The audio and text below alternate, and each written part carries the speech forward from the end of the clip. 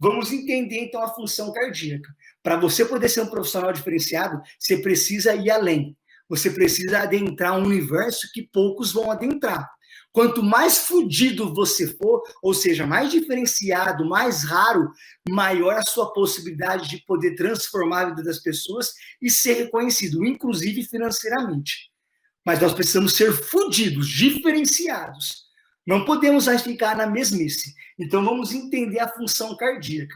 A função cardíaca é o seguinte: o coração é um órgão autorrítmico.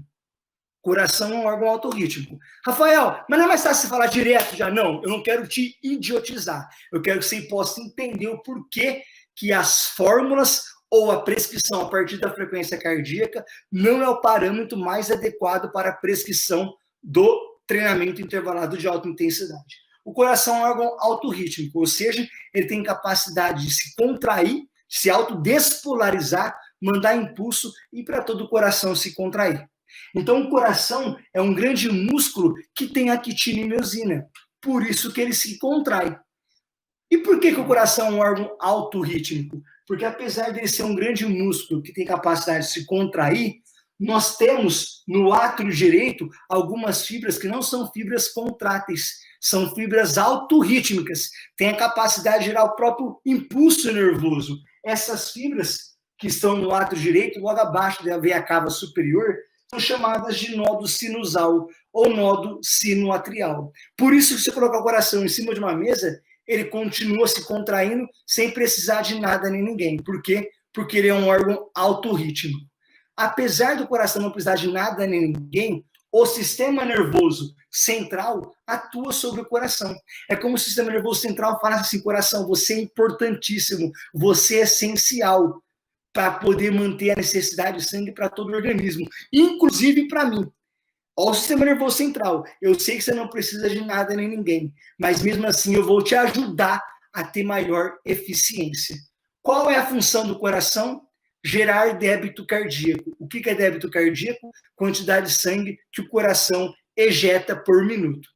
Então, o que faz o sistema nervoso central? O sistema nervoso central quer aumentar o débito cardíaco quando é preciso, por exemplo, durante o exercício, porque débito cardíaco, quantidade de sangue que o coração ejeta por minuto. Então, por minuto, o coração tem que mandar mais sangue para atender a necessidade de todo o músculo trabalhando. Então, precisa atender essa necessidade. Logo, tem que aumentar o débito cardíaco. Como que o sistema nervoso central atua para aumentar o débito cardíaco? Através das fibras simpáticas, sistema nervoso simpático. Então, o sistema nervoso simpático faz com que aumente o débito cardíaco, que é a quantidade de sangue ejetada por minuto. E o débito cardíaco é influenciado pela frequência cardíaca e pelo volume sistólico. Frequência cardíaca, você sabe, o número de vezes que o coração se contrai por minuto. Volume sistólico, quantidade de sangue ejetada por batimento, por sístole. Isso vezes isso dá o débito cardíaco. Só que o sistema nervoso central, ele é inteligente, ele fala o seguinte: quando você estiver em repouso, coração, fica com débito cardíaco baixinho.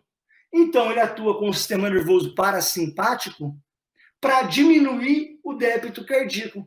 E como diminui o débito cardíaco? Diminui a frequência cardíaca e o volume sistólico. Aí vem a questão: Rafael, mas como que vai fazer o sistema nervoso simpático aumentar o débito cardíaco, aumentar a frequência cardíaca e o volume sistólico? Ao liberar neurotransmissores e um hormônio, ao liberar catecolaminas. A adrenalina, que é um hormônio, e o neurotransmissor noradrenalina. Quando o sistema nervoso simpático libera catecolaminas, os dois juntos se chamam de catecolaminas, essas catecolaminas vão e se ligam no coração aos receptores deles, que são chamados de receptores beta-adrenérgicos. E como que o sistema nervoso, catecolaminas, né, adrenalina e noradrenalina, são liberados, se ligam aos seus receptores beta-adrenérgicos no coração. Quando se liga, a resposta acontece, aumenta o débito cardíaco. E como que o sistema nervoso parasimpático diminui o débito cardíaco? Libera um neurotransmissor, que é a acetilcolina. A acetilcolina vai e se liga ao receptor dela, que no coração são receptores muscarínicos. receptores muscarínicos. E agora, quando se liga receptores muscarínicos, diminui a frequência cardíaca. Por que eu estou dizendo isso? Porque a frequência cardíaca máxima da pessoa é dependente apenas do número de receptores beta-adrenérgicos. Eu tenho duas pessoas de 30 anos. Qual vai ter a maior frequência cardíaca máxima? Aquela que é treinada? Aquela que é sedentária? Não. Aquela que tem mais receptores beta-adrenérgicos no coração. E, para ser mais específico, receptores beta-1 adrenérgicos no coração. Rafael, quem vai ter mais? O sedentário, o treinado? Não. É apenas individualidade biológica que influencia o número de receptores beta-adrenérgicos. Logo, duas pessoas de 30 anos, se uma tiver 50 receptores beta no coração, 50 catecolaminas pode se ligar para aumentar o débito cardíaco, ou seja, aumentar a frequência cardíaca, o volume sistólico, que interfere no débito cardíaco. Se a outra pessoa, ao invés de ter 50 receptores, tiver 30, vai ter menor valor de frequência cardíaca máxima. Nenhuma fórmula do universo consegue identificar quanto cada pessoa tem de receptores beta-adrenérgicos. Nenhuma fórmula no mundo consegue saber qual é a frequência cardíaca máxima da pessoa, porque nenhuma fórmula consegue identificar a frequência cardíaca máxima, porque nenhuma fórmula consegue saber o número de receptores beta-adrenérgicos. Rafael, quer dizer que nenhuma? É nenhuma. Porque, às vezes, quando eu falo isso, tem gente que fala, e a frequência cardíaca de reserva? Nenhuma fórmula consegue saber qual é o número de receptores beta-1 adrenérgicos presentes no coração.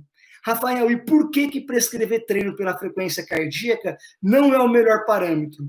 Não é o melhor parâmetro porque vamos supor que a sua meta é treinar aquela pessoa numa frequência cardíaca, na esteira, de 150 batimentos. Você fez a fórmula, ou você fez o teste lá, seja o que for, saiu o valor de frequência cardíaca. Você quer que ele treine a 150 batimentos. E a 150 batimentos, essa pessoa estava a 8 por hora. Então, a 8 por hora, ela atingiu 150 batimentos num treino. Mas num outro treino, quando ela chegou na academia e você foi ver 150 batimentos, bateu agora com uma frequência cardíaca de 6 por hora.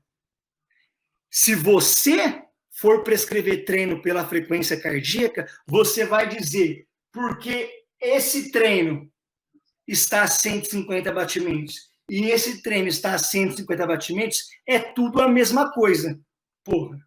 Poxa, não é a mesma coisa. Eu estar a 8 por hora é uma realidade neuroendócrino-metabólica do que estar a 6. Para eu estar a 8 por hora, eu tenho que ter um nível de impulso nervoso liberado pelo córtex motor primário e áreas corticais superiores para recrutar unidades motoras. Para eu poder estar, apesar então de estar os mesmos treinos a 150 batimentos, não é a mesma realidade fisiológica. O nível, como eu falei, de impulso nervoso é outra. O nível de recrutamento, por exemplo, de unidades motoras é outra. O nível de ativação de órgão tendinoso de Golgi, de fuso muscular, de quimioceptores, de estimulação simpática, de liberação de catecolaminas, de atividade, por exemplo, da glicogênio fosforilase, da atividade muscular.